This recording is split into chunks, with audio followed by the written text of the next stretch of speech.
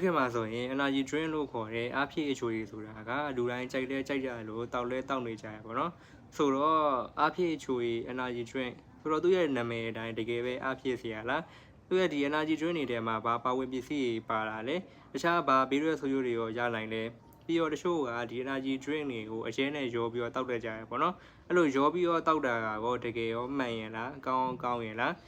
းပြီးတော့ဒီတရက်မှာပေါ့နော် energy drink တွေကိုဘယ်လောက်ထိတောက်သင့်လဲတခြားဒီဘလိုလူမျိုးတွေကဒီ energy drink တွေကိုလုံးဝမတောက်သင့်ဘူးလဲဆိုတဲ့အကြောင်းအမျိုးစုံကိုပြောပြတော့မှာပဲဖြစ်ပါတယ်ဗျ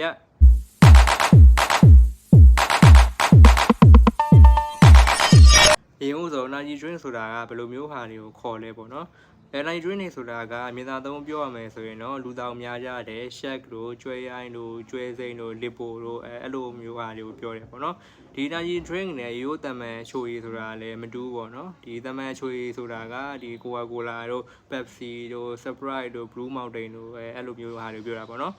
ပြီးတော့တခြားမျိုးစားတစ်မျိုးဖြစ်တယ်ဒီတစားအချိုရည်ဆိုတာလည်းရှိသေးတယ်ဒီ Pocari Sweat တို့ Ryan D တို့ဒါတွေကတော့ဒီတစားအချိုရည်တွေပါတာပေါ့နော်အဲ့ဒီသုံးမျိုးဖြစ်တယ်ဒီ energy drink ရိုးသမန်ချိုရည်တစားချိုရည်အဲ့ဒီသုံးမျိုးထဲမှာဆိုရင်တော့ဒီတစားချိုရည်ကတော့ကျမရည်နဲ့အသင့်တော်ဆုံးလို့ပြောလို့ရတယ်အဲ့ဒီထဲမှာဒီ energy drink ကတော့ဒီအချိုတွေအများဆုံးနဲ့ကျမရည်ကိုထိခိုက်နိုင်ဆုံးပဲဖြစ်ပါတယ်ကဲအဲ့ဆို energy drink တွေကတကယ်ပဲအဖြစ်စေရလားသူထဲမှာဘာတွေပါလဲဆိုတာကိုဆက်ပြီးတော့ကြည့်လိုက်ရအောင်နော်ဒီ energy drink တွေထဲမှာဆိုရင်ဒီပါဝင်မှုအများဆုံးကတော့အချိုတဲ့ဒီတခြားဓာတ်ပေါ့နော်သူထဲမှာပါတယ်တခြားတဲ့ပမာဏဆိုရင်တခြားသမန်ချိုရည်ဖြစ်တဲ့ကိုလာတို့ဒီ Pepsi တို့ထဲပါထက်တော့ပိုပြီးတော့များနေတယ်ပေါ့နော်နောက်တစ်ခုကတော့ဒီ coffee ထဲမှာပါလို့ဒီ caffeine ဓာတ်လည်းဒီ energy drink တွေထဲမှာပါသေးတယ်ဒီမှာလည်းဒီ energy drink ထဲမှာပါတဲ့ caffeine ဓာတ်ဆိုရင် coffee တွေထဲမှာပါတဲ့ caffeine ဓာတ်တွေအများကြီးပိုပြီးတော့ပါနေတာတွေ့ရပါတယ်ဒါအပြင် amino acid တစ်မျိုးဖြစ်ပြီးတော့ ion ကြောနဲ့ကြွက်သားတွေကိုထောက်ပံ့ပေးတဲ့ taurine ဓာတ်တွေ vitamin B တွေကာနီတင်ဓာတ်တွေကျင်စင်းဓာတ်တွေလည်းပါနေပါသေးရဲ့ဗျဆိုတော့ဒီတခြားဓာတ်တွေလည်းပါတယ်ဒီစိတ်ကိုလန်းဆန်းစေတဲ့ caffeine ဓာတ်တွေလည်းပါသေးတယ် vitamin B တွေကျင်စင်းတွေလည်းပါတော့ကြတော့အားကတော့ဖြစ်စေရပေါ့နော်စိတ်ကိုလန်းဆန်းတကြွစေတယ်အားဖြစ်စေတယ်စတဲ့ကောင်းကျိုးတွေရှိရဆိုပေမဲ့ဆိုးကျိုးတွေကလည်းရှိနေပါသေးရဲ့ဗ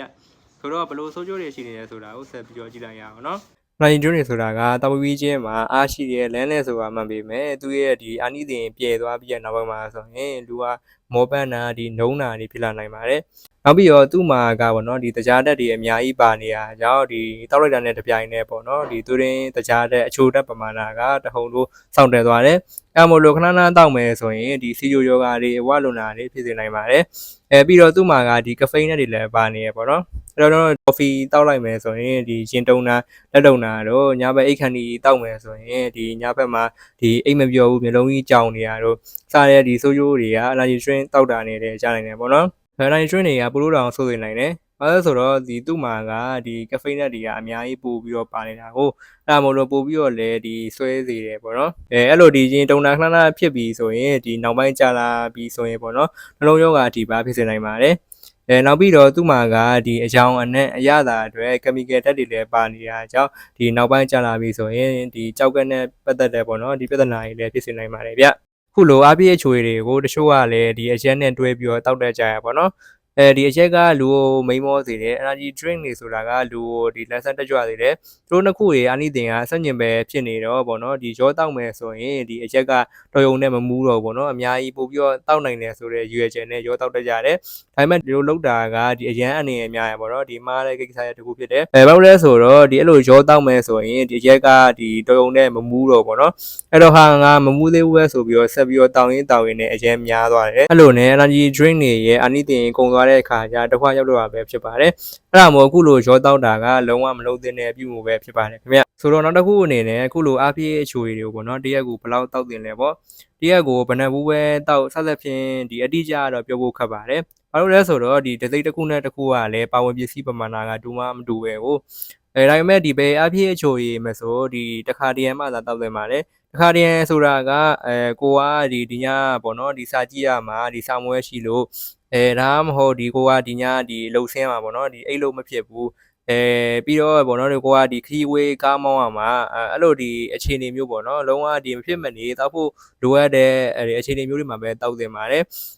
ဒီအလုံးစုံပေါ့နော်ဒီတစ်ပတ်မှာဒီအများဆုံးဒီ2ပူ3ပူလောက်ပေါ့ဒီနေ့တိုင်းလည်းမတောက်သင့်ဘူးပေါ့နော် ဆိုတော့ဒီအဲ့လိုဒီတစ်ခါတည်းမှပဲတောက်တယ်ဆိုရင်တော့ဒါကဒီကောင်းတယ်ပေါ့နော်ဒီကျန်းမာရေးကိုရန်ကြီးမထိခိုက်စေပါဘူးနောက်ဆုံးတစ်ချက်အနေနဲ့ကတော့အခုလိုအားပြည့်အချိုတွေကိုဘယ်သူတွေကတော့လုံးဝမတောက်သင့်ဘူးလဲဆိုတာပေါ့နော်ဆိုတော့ဒီအားပြည့်အချိုတွေမှာကအချိုဓာတ်တွေအများကြီးပါနေတာကြောင့်ဒီစီဂျိုယောဂရှိတဲ့သူတွေကတော့လုံးဝမတောက်သင့်ပါဘူးဒါကတော့ဒီတော့များများဒီတီးပြီးသားဖြစ်မှာပေါ့နော်နောက်တစ်ယောက်ကတော့ဒီကလေးငယ်တွေပေါ့နော်ဒီအကျဉ်းအားဖြင့်တော့ဒီအသက်14နှစ်အောက်ဝန်းကျင်ကလေးငယ်တွေပေါ့အဲ့ဒီအရွယ်တွေကအပြည့်အချိုတွေတောက်လာမယ်ဆိုရင်ပို့ပြီးတော့ဆွဲနိုင်ကြီးလည်းများပြီးတော့ကျန်းမာရေးလည်းပို့ပြီးတော့ထိခိုက်စေနိုင်ပါတယ်